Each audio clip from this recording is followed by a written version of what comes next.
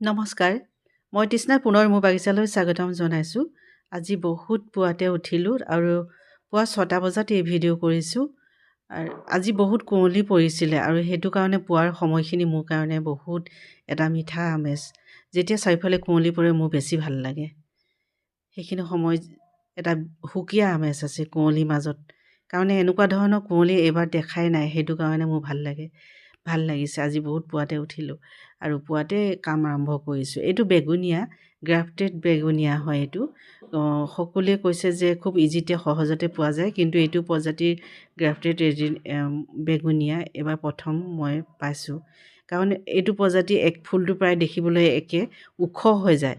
ওখ হৈ যোৱাৰ লগে লগে গছজোপা ভাল নালাগে দেখিবৰ কাৰণে আৰু তাৰ পৰা গুটি পৰি পুলি ওলায়, কিন্তু এইখিনি গ্ৰাফটিং হয়। আজি ভাবি যে এই সৰু সৰু পটত থকা বেগুনীয়াকেইটা এটা সৰু স্মল চাইজৰ বেলেগ এটা মাটি পটত ৰুই দিয়া যাওক, তাকে আপোনালোকৰ লগত শ্বেয়াৰ কৰিবলৈ লৈছোঁ। ভিডিঅ'টো সম্পূৰ্ণকৈ চাব দেই, ধৈৰ্য সহকাৰে সকলোখিনি দেখিব। মই কি মাটি ব্যৱহাৰ কৰিছোঁ, কি দিছোঁ সকলোখিনি জনাম আপোনালোকক।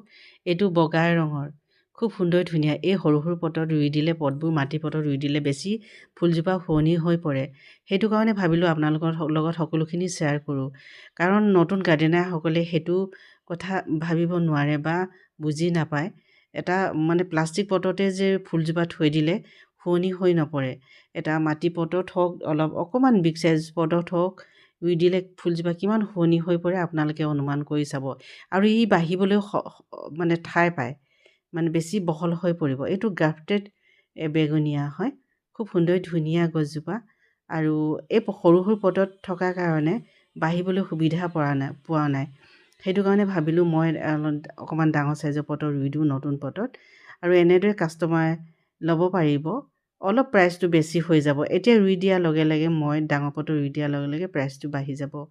আৰু কিন্তু শুৱনি হৈ পৰে। আপোনাৰ কোনো কষ্ট নোহোৱাকৈ আপুনি ঘৰত নি সজাই দিব পাৰিব আৰু ৰুবলৈ প্ৰয়োজন নাই। আৰু ইয়াৰ পৰা কাটিং আপুনি নিজে নতুনকৈ ডাল ধৰিবলৈ পাৰিব। সেইটো কাৰণে মই ইমান চাইজৰ পটত ৰুই দিছোঁ আজি, আৰু ধুনীয়া লাগিব। যিসকলে কিনিব বিচাৰে তেতিয়াহ'লে আহিব পাৰে, আৰু তেতিয়া অনুমান কৰিব পাৰিব যে আপোনালোকৰ ঘৰত থকা প্ৰজাতিটো হয়তো নহয়, এইটো গ্ৰাফটিং প্ৰজাতি হয়, এইটো গ্ৰাফটেড প্ৰজাতি হয়। আৰু ই চাপৰতে খুব ধুনীয়া জোপোহা হৈ পৰে গছবোৰ। গ্ৰাফটেড প্ৰজাতিবোৰ সদায় জোপোহা হৈ যায়।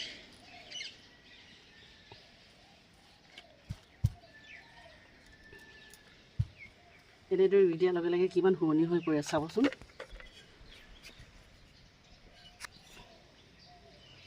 মাটি পটত দিছোঁ দেই, মাটি পটত দিলে বেছি ধুনীয়া লাগে দেখিবলৈ। আৰু এটা কথা ক'বলৈ আছে, মই ইয়াৰ আগৰ মাটিখিনি লছ নকৰোঁ, এনেদৰে ৰুই দিছোঁ।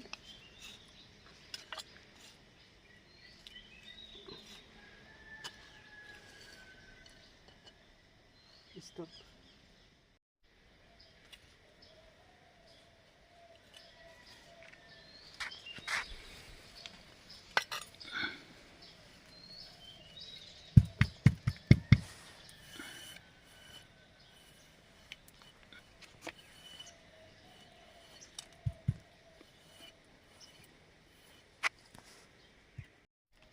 এই মাটিখিনিত মই কি দিছোঁ আপোনালোকক ক'ব খুজিছোঁ।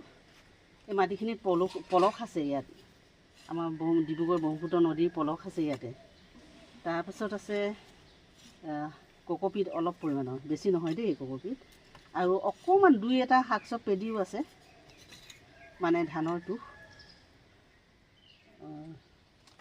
ধানৰ তুহো আছে অকণমান।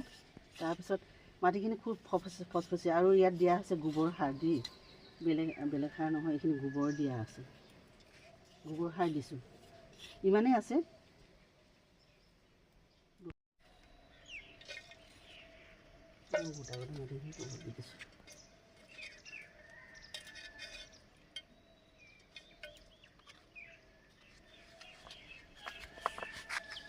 নিজলৈ আগতে কেইটামান পটত ৰুইছিলোঁ, খুব ধুনীয়া লাগিছে দেখিবলৈ। সেইটো কাৰণে মই এইখিনি ভাবিছোঁ কাষ্টমাৰক এপুৰা ৰেডি কৰি দিওঁ।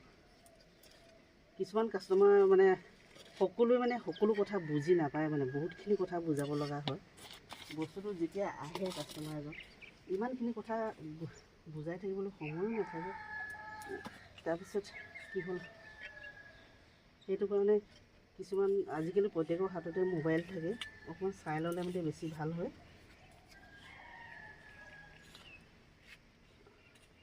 বহুত কথা শিকিবলৈ সুবিধা আছে আমাৰ হাততে। আজি ইণ্টাৰনেট, আমাৰ গোটেই পৃথিৱীখন আমাৰ হাতত, আমি প্ৰতিটো কথাই শিকিব পাৰোঁ। কেৱল ভাত খোৱা ভিডিঅ' চাই থাকিলে একো শিকিব নোৱাৰে, কিন্তু সেইখিনি ভিডিঅ' বেছি চলা দেখা যায়। কেৱল ভাত খোৱা ভিডিঅ' চাই থাকিলে কি শিকিবলৈ পাৰিব, সেইটো নিজে অনুমান কৰিব লাগে। গাৰ্ডেন এখন পাতিলে কিমান ঘৰখনো শুৱনি হয়, মনটো ভাল হয়, মনৰ সৌন্দৰ্য বাঢ়ে, ঘৰৰ সৌন্দৰ্য বাঢ়ে।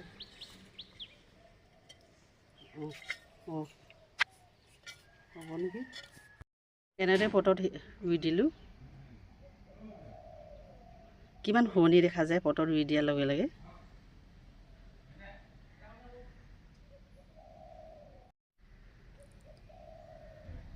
ৰুই উঠাৰ পাছত এৰিয়াতে ফাংগিচাইড মিক্স কৰা পানী দিব লাগিব, আৰু ৰ'দ ল'ব পাৰে, কোনো কথা নাই। আজিলৈ আহোঁ, ধন্যবাদ।